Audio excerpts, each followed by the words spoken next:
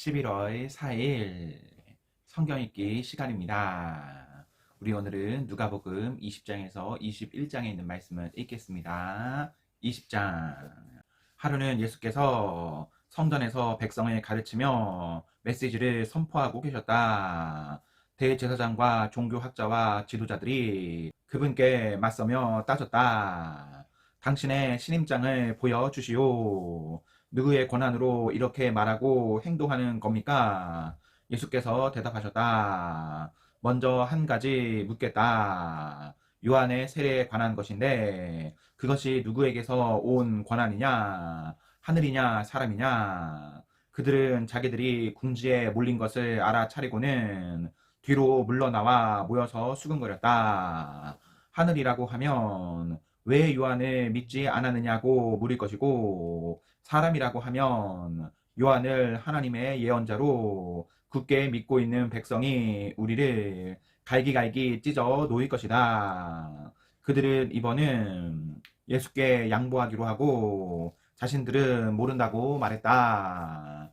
예수께서 말씀하셨다. 그렇다면 나도 너희의 물음에 대답하지 않겠다. 예수께서 백성에게 또 다른 이야기를 들려주셨다. 어떤 사람이 포도원을 세우고 그 포도원을 소작농들에게 맡기고 먼 길을 떠났다. 그는 오랜 시간 동안 떠나 있다가 때가 되자 수확하려고 소작농들에게 종을 한 사람 보냈다. 그러나 소작농들은 그 종을 마구 때려 빈손으로 돌려보냈다. 주인이 다시 한번 다른 종을 보내자 소작농들은 그 종도 멍이 들도록 때려 빈 손으로 돌려보냈다. 주인이 세 번째로 종을 보내자 소작농들은 그 종을 머리부터 발끝까지 두들겨 패서 길거리에 내다 버렸다. 그러자 포도원 주인이 말했다.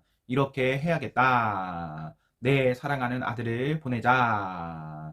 저들이 내 아들만큼은 존중하겠지. 그러나 아들이 오는 것을 본 소작농들은 재빨리 머리를 맞대고 의논했다. 지금이 기회다. 이 자는 상속자다. 그를 죽이고 우리가 재산을 다 차지하자. 그들은 그 아들을 죽여서 울타리 밖으로 내 던졌다. 너희 생각에는 포도원 주인이 어떻게 할 것 같으냐? 맞다. 그가 와서 그들을 다 없애버릴 것이다.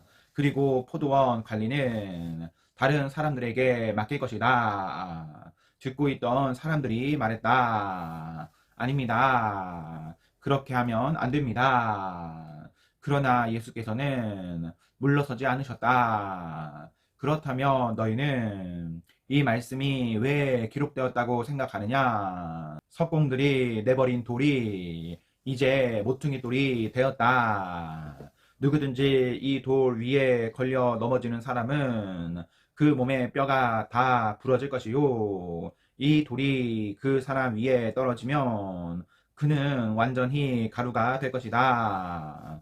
종교학자와 대제사장들은 당장 예수를 잡고 싶었으나 여론이 두려웠다. 그들은 그분의 이야기가 자기들을 두고 한 것임을 알았다. 예수를 잡을 기회를 노리던 그들은 정탐꾼들을 보내어 짐짓 정당한 질문을 던지는 사람인 양 행세하게 했다. 그들은 그분을 속여서 율법에 저촉될 만한 발언을 하게 만들 속셈이었다. 그래서 예수께 물었다. 선생님, 우리가 알기로 당신은 솔직하고 정직하게 가르치며 아무에게도 비유를 맞추지 않고 하나님의 도를 정확히 가르칩니다. 그러니 우리한테 말해 주십시오. 황제에게 세금을 내는 것이 법에 맞습니까? 맞지 않습니까? 예수께서 그들의 의도를 아시고 이렇게 말씀하셨다. 동전 하나를 내게 보여라. 여기 새겨진 얼굴이 누구 얼굴이냐? 그리고 뭐라고 써 있느냐? 황제입니다. 그들이 말했다. 예수께서 말씀하셨다. 그렇다면 황제의 것은 황제에게 주고 하나님의 것은 하나님께 드려라. 아무리 애를 써보아도 그들은 예수께 죄를 뒤집어 씌울 만한 발언은 유도해 낼 수 없었다. 그분의 대답은 그들의 허를 찔렀고 그들의 말문을 막아버렸다. 부활의 가능성을 일절 부인하는 유대교 분파인 사두개파 사람 몇이 다가와서 물었다. 선생님, 모세는 기록하기를 남자가 자식 없이 아내를 두고 죽으면 그 동생이 형수와 결혼해서 자식을 낳아줄 의무가 있다고 했습니다. 한 번은 7 형제가 있었습니다. 마지가 결혼했는데 자식 없이 죽었습니다. 둘째가 형수와 결혼했으나 죽었고 셋째도 그러했습니다. 7 형제가 다 차례대로 그렇게 했으나 자식이 없었습니다. 마지막에는 여자도 죽었습니다. 그렇다면 부활 때에 그 여자는 누구의 아내가 됩니까? 7 형제가 다 그 여자와 결혼했습니다. 예수께서 말씀하셨다. 이 땅에서는 결혼이 중대한 관심사지만 저 세상에서는 그렇지 않다. 죽은 사람들의 부활에 참여하는 사람들에게 결혼은 더 이상 관심사가 못 된다. 죽음도 마찬가지다. 너희야 믿지 않겠지만 그들에게는 더 나은 관심사가 있다. 그때에는 하나님과 최고의 기쁨과 친밀감을 나눌 것이다. 모세도 불붙은 떨기나무 앞에서 부활에 관해 외치기를 아브라함의 하나님, 이삭의 하나님, 야곱의 하나님이라고 했다. 하나님은 죽은 자의 하나님이 아니라 산 자의 하나님이시다. 그분께는 모두가 살아있다. 몇몇 종교 학자들이 말했다. 선생님, 훌륭한 답입니다. 한동안 아무도 그분께 묻는 사람이 없었다. 그 후에 예수께서 그들에게 물으셨다. 어째서 사람들이 메시아를 다윗의 자손이라고 하느냐?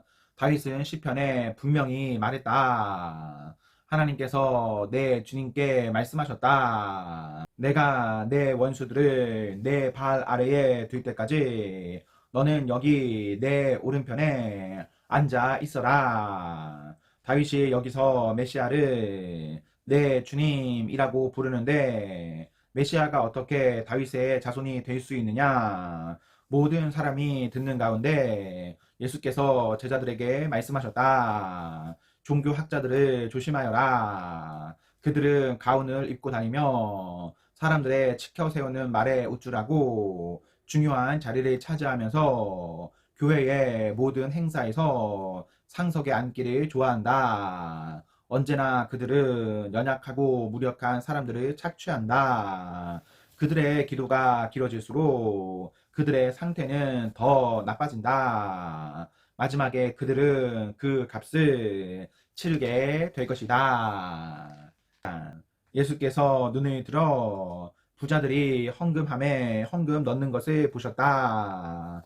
그 후에 한 가난한 과부가 동전 2개를 헌금함에 넣는 것을 보셨다. 예수께서 말씀하셨다. 과연 이 과부가 오늘 가장 많은 헌금을 드렸다. 다른 사람들은 아깝지 않을 만큼 헌금했지만 이 여자는 자기 형편보다 넘치도록 드렸다. 자신의 전부를 드린 것이다. 하루는 사람들이 모여서 성전에 대해 이야기하고 있었다. 그들은 성전이 정말 아름답고 성전의 석조물과 기념 헌물들이 수려하다고 말했다.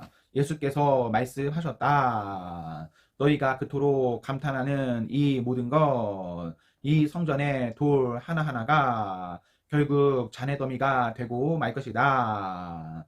그들이 예수께 물었다. 선생님, 그런 일이 언제 일어나겠습니까? 그런 일이 일어나려고 할 때 우리에게 어떤 징조가 있겠습니까? 예수께서 말씀하셨다. 사이비 종말론자들을 조심하여라.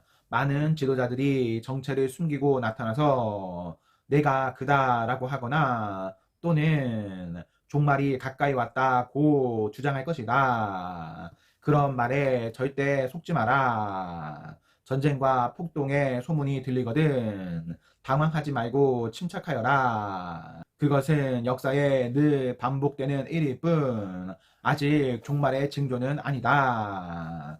예수께서 계속 말씀하셨다. 나라와 나라가 싸우고 통치자와 통치자가 싸우는 일이 계속 될 것이다.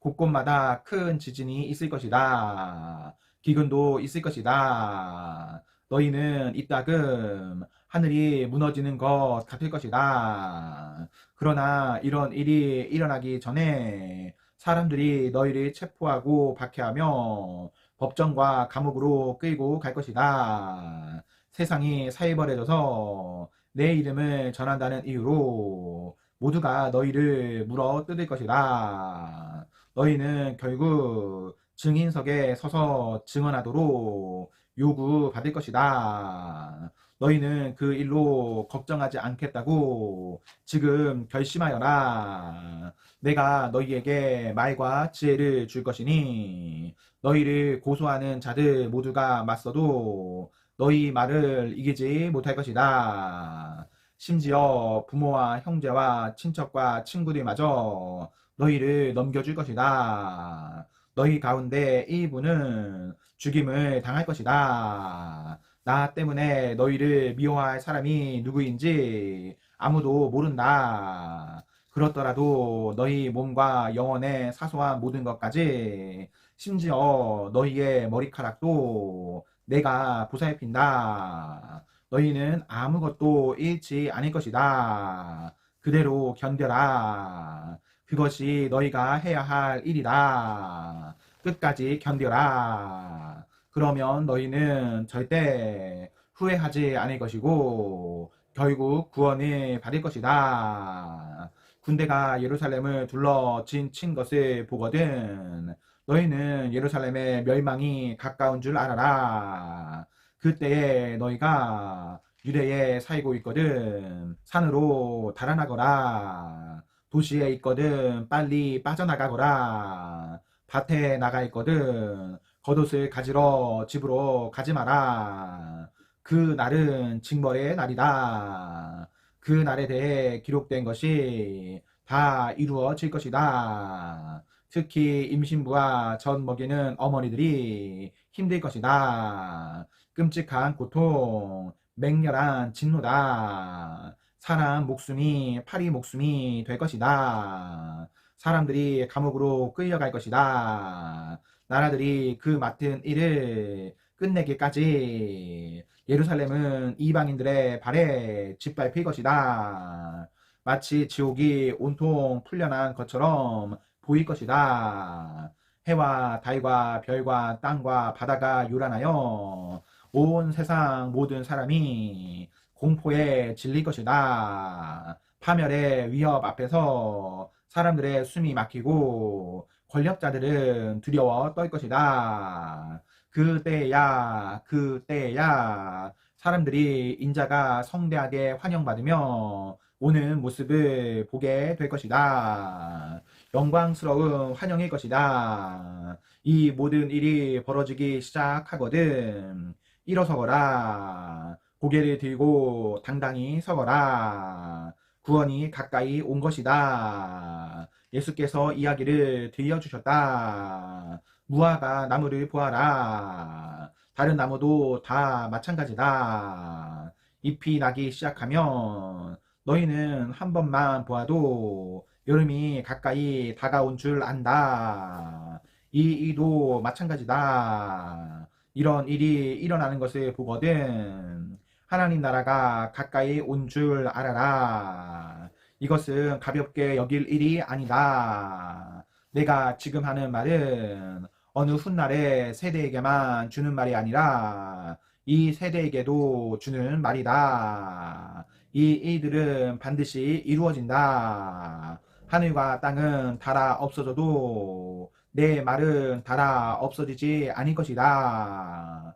너희는 조심하여라. 너희의 예민한 기대감이 파티와 음주와 쇼핑 때문에 무뎌지지 않게 하여라. 그렇지 않으면 그 날이 불시에 너희를 덮치고 덫과 같이 갑자기 너희를 잡을 것이다. 그 날은 모든 곳에서 모든 사람에게 동시에 임할 것이다. 그러니 너희는 무엇을 하든 방심하지 마라. 닥쳐올 모든 일을 끝까지 견뎌내고 마침내 인자 앞에 설 힘과 분별력을 얻도록 끊임없이 기도하여라. 예수께서는 낮이면 성전에서 가르치시고 밤이면 나가서 올리브 산에서 지내셨다. 모든 백성이 새벽같이 일어나 성전으로 가서 그분의 말씀을 들었다. 아멘.